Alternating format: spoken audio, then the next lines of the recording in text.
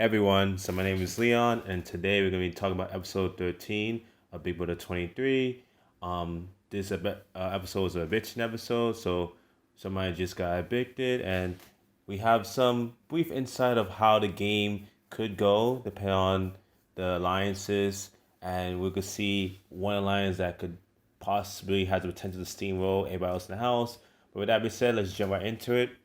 So as we all know, Christian has won the power of veto. He chooses not to use the power of veto, and he chooses to keep the noms of Hannah and Whitney on the block. As I stated before, since he's also H, it was good for him to not make any waves yet this week. People always see him as a competition threat, so you gotta keep your profile a little bit lower as long as you can, so people don't look at you as somebody they want to take out. So he decides not to use the veto, keep both nominees on the block. As I stated before in the last recap, Whitney's all but toast here. She doesn't have much of a chance to stay in the game due to not having enough side allies and due to Hannah being in the cookout lines with herself, Kylan, Xavier, Tiffany, Azza, and Derek F. So she has that, and plus Derek X, who's one of her closer allies. And with the amount of numbers that Hannah has to protect her, I think she should be fine for not just for this week, for the next few weeks. But we'll see how that turns out. Speaking of the cookout lines, finally get to see Tiffany talking with the rest of the cookout members. And it shows a segment of her, Kyla and Xavier, shows a segment of her and Hannah.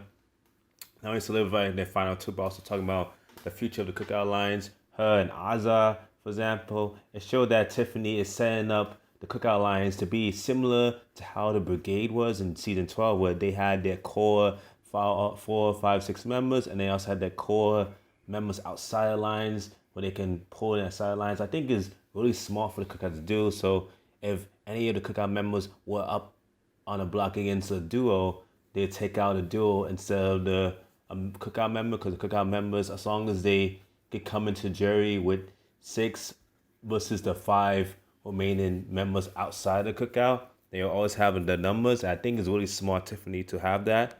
I really like that. Tiffany is doing a really good job. I think she has a good chance of winning the game. So let's see if she can keep that up, and let's see if she can continue to have a good pulse on the game. And I like that she has a final two in Hannah now. She's branching out from alliances with Claire and Kylan. And it's really good to see if she can continue to have this control over the game and pulse over the game. And if she can get to the end, I think she has a good chance of winning the game. So we'll see. We'll see what happens with her. Anyways, we'll see Whitney tries to, campaign to Alyssa, goes nowhere. So by close to the middle of the episode, we see Whitney gets taken out by 10-0. No white votes for her to stay. Simple as done. Simple as that. She gets to speak to Julie, get goodbye messages.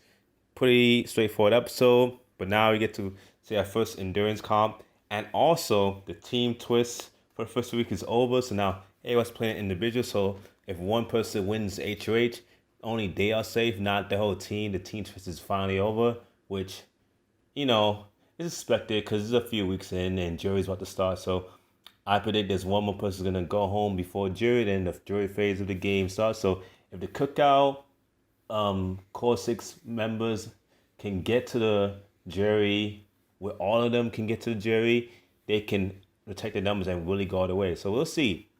Anyways, that's the recap of the video because it stops at the beginning of endurance comps. So yeah, we'll see who wins the endurance comp on Sunday. Anyways, guys, thank you guys for watching. More recaps coming soon, and adios.